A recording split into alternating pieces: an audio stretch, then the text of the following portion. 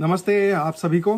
तो आज हम इस व्याख्यान को आगे कंटिन्यू रखते हैं। अब हमने देखा है किस तरीके से पहले प्रकृति बनी। प्रकृति में तीन तत्व थे, सत्व, रजस और तमस थे, और उसके बाद बुद्धि का निर्माण हुआ। बुद्धि अर्थात इसे अगर समझा जाए जैसे इंजीनियरिंग में सब्जेक्ट होता है डिजिटल इलेक्ट्रॉनिक्स, 1 और 0, बाइनरी, 1 और 0, मतलब जिसकी क्षमता बुद्धि की सही और गलत का निर्णय करने की। जैसे मनुष्य के शरीर में तो सही और गलत का निर्णय होता है, लेकिन सृष्टि विज्ञान में अगर देखा जाए तो वो हमेशा सही की दिशा में ही जाती है। तो जिस प्रकार से ईश्वर ने सारी सृष्टि में वो जो फील्ड बनाया, और वो फील्ड क्या है, उसकी दिशा 1 की ओर है, मतलब सही है, क्योंकि परमात्मा तो गलती करते नहीं है, ये तो मनुष्य के हाथ में है। उसके बाद अहंकार का निर्माण हुआ, अहंकार नाम के एक फील्ड का निर्माण हुआ, फिर सारे फील्ड मन से कनेक्ट हुए। अब तक समय का निर्माण नहीं हुआ, लेकिन आज अगर आप देखेंगे ये जो 2 मंत्र हैं और इसके बाद एक और मंत्र जो बहुत महत्वपूर्ण है, हम इसमें ये समझेंगे कि आगे चल के किस तरीके से समय का निर्माण हुआ। अब आप अगर मंत्र देखें 190.1 जो आप यहां देख सकते हैं स्क्रीन के ऊपर, मंत्र है ऋतम च सत्यम चाबी दधा तपस्यो अध्य जायत ततो रात्र जायत ततः समुद्रो अर्णवः। अब ये देखिए कितना महत्वपूर्ण मंत्र है ये। इसको इंग्लिश में अगर पढ़ेंगे तो ये ऋग्वेद का 10.190.1 है। So basically it is telling कि डीप कंसंट्रेशन में, so from the deep concentration, ऋत means motion, substance which provides motion, ठीक है, और सत्य, सत means which gives stability, was born. Subsequently, day. So here it means day, something which creates day. मतलब जो दिन का निर्माण करता है। तो इस मंत्र में कहा गया है कि परम पिता जो परमात्मा है वो अपनी शक्ति द्वारा प्रकृति में से, तो ये समझने की जरूरत है कि प्रकृति में सत्व, तमस और रजस हैं, ये 3 सब्सटेंस हैं। सत्व की बहुत सारी प्रॉपर्टी हैं, जैसे मैंने आपको एक समझाया लास्ट वीडियो में। ऐसे ही तमस और रजस की भी अलग अलग प्रॉपर्टी हैं, बहुत सारे गुण हैं अपने अपने, लेकिन उन गुणों को किस प्रोपोर्शन में कैसे मिश्रण करना है आपस में सृष्टि निर्माण में, वो सिर्फ ईश्वर ही जानते हैं, परमात्मा ही जानते हैं। उसको कोई भी नहीं जानता, उसका निर्माण करना, या उस विज्ञान को कोई नहीं जानता, ठीक है। तो अब ईश्वर क्या करते हैं, उसमें से ही ऋत जो है, जैसे मोशन जो प्रोड्यूस करता है, उस सब्सटेंस को लेते हैं, सत को लेते हैं, और उसमें से निकाल के अब सृष्टि निर्माण की क्रिया को आगे बढ़ाने की कोशिश होती है यहां पे। तो उसमें से दिन प्रोड्यूस होता है, क्योंकि सत और जो आपका ये ऋत है, इसकी जरूरत है दिन का निर्माण करने के लिए। यहां पे दिन का मतलब ये नहीं है जो दिन हम आज देखते हैं, जैसे सूर्य निकला तो दिन हो गया, रात्रि हो गई तो रात हो गया। वेदों में विज्ञान बहुत आगे है। वेदों के अनुसार दिन के भी पार्टिकल हैं और रात्र का निर्माण करने के लिए भी पार्टिकल या फील्ड आप कह सकते हैं वो हैं। अभी समय निर्माण नहीं हुआ है अगर आप देखें तो इस मंत्र में। तो इसमें दिन के जो पार्टिकल हैं, यहां पे कहा गया कि फोटोन जिसे आप कहते हैं, और हम देखेंगे ये किस तरीके से फोटोन का वर्णन किया गया है। मैं तो कभी कभी बहुत आश्चर्यचकित होता हूं कि ये सब जो ज्ञान विज्ञान है जो मुझे प्राप्त हुआ है, और इसमें सबसे बड़ा श्रेय जाता है प्रोफेसर एमएल गुप्ता जी को। उनको तो मैं ये कहूंगा कि उनका जो करना है, और ऐसे ये गुरुदत्त हैं, और आपके डॉक्टर कुनन राजा हैं, सातलेकर जी हैं, ऋषि दयानंद हैं, मतलब इन सब में अगर देखा जाए तो प्रोफेसर एमएल गुप्ता का जो कार्य है, जिसको मैं यहाँ पे ज्यादातर प्रेजेंट करता हूँ और यूट्यूब चैनल पे भी डिस्क्रिप्शन में दिया गया है, वो महापुरुष हैं एक किस्म से। उन्होंने ये जो दिशा दी है, ये दिशा सब बच्चों को, हिंदुओं को, सनातन धर्मियों को बिल्कुल पढ़नी चाहिए। अब इसमें क्या होता है, मंत्र के अंदर ये कहा गया है कि जो दिन के पार्टिकल हैं, जो फोटोन है, उनका भी निर्माण हुआ है। अब रात्रि के जो पार्टिकल हैं उनका भी निर्माण हुआ है। सोचिए, तो वेदों के अनुसार दोनों ही किस्म की चीजों का यहां निर्माण हुआ है, और अंत होते होते इस मंत्र के अंदर समुद्रो अर्णवः, मतलब एक ऊर्जा पूरे ब्रह्मांड में फैली है, पूरे ब्रह्मांड में। तो इस मंत्र को अगर डीप में हम समझेंगे तो इसमें क्या हो रहा है, अगर आप अपनी आंखों को बंद कीजिए तो आपको अगर कोई ग्रह बनाना है तो उस ग्रह को आप डॉट डॉट डॉट करके तो बना देंगे कागज पे। इसी प्रकार से ईश्वर ने पूरे ब्रह्मांड में वो फील्ड अपना बना दिया है कि क्या क्या, कहां ग्रह बनने हैं, कहां कौन सी गैलेक्सी बननी है, कहां किस चीज का निर्माण होना है। अब सोचिए, उसके अंदर करंट छोड़ना है, करंट मतलब ऊर्जा, वो ऊर्जा इस मंत्र में छोड़ दी गई है अंत होते होते मंत्र में। तो ईश्वर ने पूरा जो ब्रह्मांड में जो बुद्धि, जो जितने भी फील्ड बनाए हैं वो सब एक्टिवेट हो गए हैं और समय का निर्माण नहीं हुआ है। अब आप ये देखिए, अभी भी समय का निर्माण नहीं हुआ है। अब हम अगले ही मंत्र पे जाते हैं, 10:190.2। समुद्रादर्णवदधि संवत्सरो अजायत अहोरात्राणि विद दिश्यश्च मिष्टोवशी। अब इस मंत्र में क्या हो रहा है? इस मंत्र में आपका समय का निर्माण हुआ। और समय का निर्माण कब हुआ? अब ये देखिए, वेदों में जो स्पेस एनर्जी जो पहले मंत्र में है, उसमें जब ऊर्जा का संचालन हुआ तो उसमें से पार्टिकल्स का बनना शुरू हुआ। जैसे ही सबसे प्रथम वाइब्रेशन शुरू हुई, पार्टिकल भी नहीं, इस मंत्र में क्या है, जैसे ही स्पेस एनर्जी के अंदर एक जो ओम जिसे कहते हैं, ओम, वो साउंड, वो वाइब्रेशन चालू हो गई इस मंत्र के अंदर, पूरे समुद्र और नवा में, स्पेस एनर्जी के अंदर। मतलब अब सब एक्टिवेट हो गया। ऊर्जा तो डाल दिया आपने। अब जैसे आप इलेक्ट्रिक बल्ब देखिए, बल्ब में क्या होता है, ऊर्जा तो है, लेकिन बल्ब कब एक्टिवेट होता है? जब उसमें बल्ब लगा देते हैं।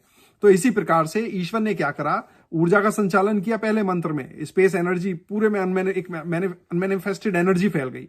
अब उस अनमैनिफेस्टेड एनर्जी, मतलब जो एनर्जी की कोई फॉर्म नहीं है, मतलब उस एनर्जी ने कुछ बनाया नहीं है, अब उसको फॉर्म देनी है, मतलब उससे कुछ का बनाना है। तो उसको बनाने के लिए इस मंत्र में ईश्वर ने क्या करा, एक झंकार पैदा करी, vibration.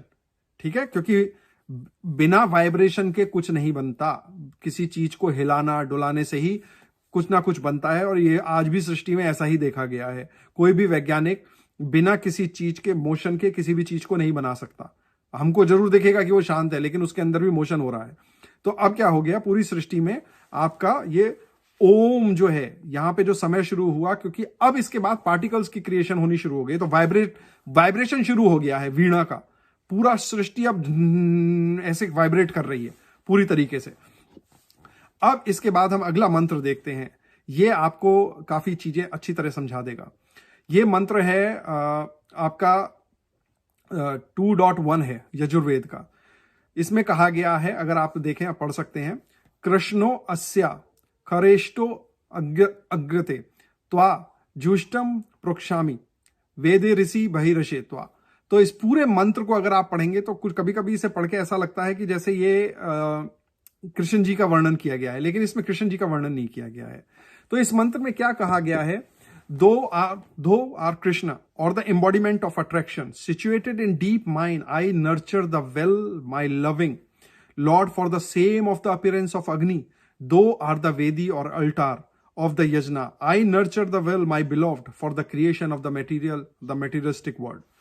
I nurture the well, my dearest, for the creation of the ladles, whose material is to be poured into the fire of this yajna. अब इस मंत्र में क्या हो रहा है, इस मंत्र में जो कृष्ण है, कृष्ण को विष्णु भी कहा गया है, कृष्ण भी कहा गया है, और इस मंत्र में अग्नि है। तो इस मंत्र के द्वारा जनरेशन होना शुरू हुआ है एलिमेंट्री पार्टिकल्स का। कैसे हुआ है? अब आप सोचिए, जब पूरे ब्रह्मांड में ऊर्जा का संचालन हो चुका है, पूरा ब्रह्मांड हिल रहा है, धर धर धर कांप रहा है, जैसे आपने इलेक्ट्रिक शॉक लगा दिया वो आदमी के और मनुष्य कांपने लगता है। तो यहां पे ये बताना जरूर पसंद करूंगा मैं, ये हम आगे किसी और व्याख्यान में समझाएंगे। इस समय क्योंकि सृष्टि में निर्माण कुछ नहीं हुआ है, तो जितनी भी आत्माएं हैं, मेरी, आपकी, सबकी जो आत्माएं हैं, वो आत्माएं शुद्ध स्थिति में है, मतलब कोमैटिक स्टेट में है। जैसे मनुष्य कोमा में चला जाता है, उसी प्रकार से सारी आत्माएं पूरे ब्रह्मांड में इसी स्थिति में है, बिल्कुल कोमैटिक स्टेट में है, सोई हुई हैं एक किस्म से, उन्हें कुछ नहीं पता चल रहा है। सिर्फ कुछ ऐसी आत्माएं हैं जिनको चीजों के बारे में पता चल रहा होगा, वो सब हम बाद में समझेंगे। अब क्या होता है, इस मंत्र में आपके एलिमेंट्री पार्टिकल्स का निर्माण होना शुरू हुआ है। तो वो हुआ कैसे है? ईश्वर जो है, यहां पे विष्णु या कृष्ण जो है, ये क्या है, आपकी रोटेशनल जो फोर्स है जो पार्टिकल्स पे लगती है। ठीक है, ये ईश्वर अपनी शक्ति से, अपने तप से, कंसंट्रेशन से पूरी जो वाइब्रेशंस हो रही हैं, अब उनमें उस वाइब्रेशन को पूरे में रोटेशनल मोशन शुरू हो गया है।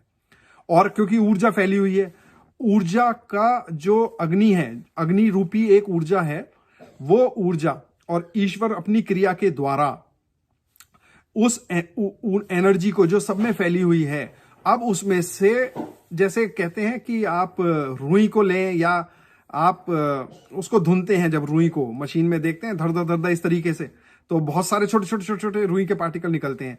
अब कुछ ऐसा ही सृष्टि में इस वक्त हो रहा है। तो पूरी सृष्टि में सब तरफ अब ये पार्टिकल्स का निकलना शुरू हो गया है, रोटरी मोशन हो गया है। ये कृष्ण जो है विष्णु का, कृष्णा जो है विष्णु जी से कहा गया है यहाँ पे। अब क्योंकि वो मोशन जैसे जैसे शुरू होता है, तो सोचिए जो मैंने आपको पहले बताया, प्रकृति में आपकी gravitational force, electromagnetic force, force of attraction, ये सारी फोर्सेस एक्टिवेट होती चली जा रही हैं। ठीक है, तो ये पहले सब शांत थी सारी फोर्सेस। अब क्योंकि वो पार्टिकल्स वाइब्रेशन से जनरेट होने शुरू हो रहे हैं, तो वो फोर्सेस भी एक्टिवेट हो रही हैं इस मंत्र में। अब यहां पे हम यहीं पे इसको पूर्ण विराम देंगे, क्योंकि विज्ञान है यहाँ पे और बहुत समझने की चीजें हैं। आगे हम इसको कंटिन्यू रखेंगे और मैं आपको बताऊंगा किस तरीके से कौन कौन से पार्टिकल्स शुरू में निकले हैं। तो वेदों में यह बहुत जरूर जानना है कि वेदों में बहुत सारे पार्टिकल्स को एक ग्रुप में बांध दिया गया है। जैसे अगर पार्टिकल फोटोन जैसे हैं, चमकदार हैं, तो उनको सबको एक ग्रुप में रखा गया है। ठीक है, इसी तरीके से दूसरे किस्म की प्रॉपर्टीज के बेस पे पार्टिकल्स को एक ग्रुप में रखा गया है। और वेदों में कहा गया है कि पार्टिकल आते और जाते हैं, मतलब वो पैदा होते हैं और फिर कहीं गायब हो जाते हैं, फिर पैदा होते हैं, गायब हो जाते हैं। तो यहां तक हमने समझ लिया है। आगे हम अगले व्याख्यान में ये देखेंगे कि कौन से पार्टिकल बने और फिर आगे कंटिन्यू रखेंगे, क्योंकि सूर्य के निर्माण की ओर भी जाना है।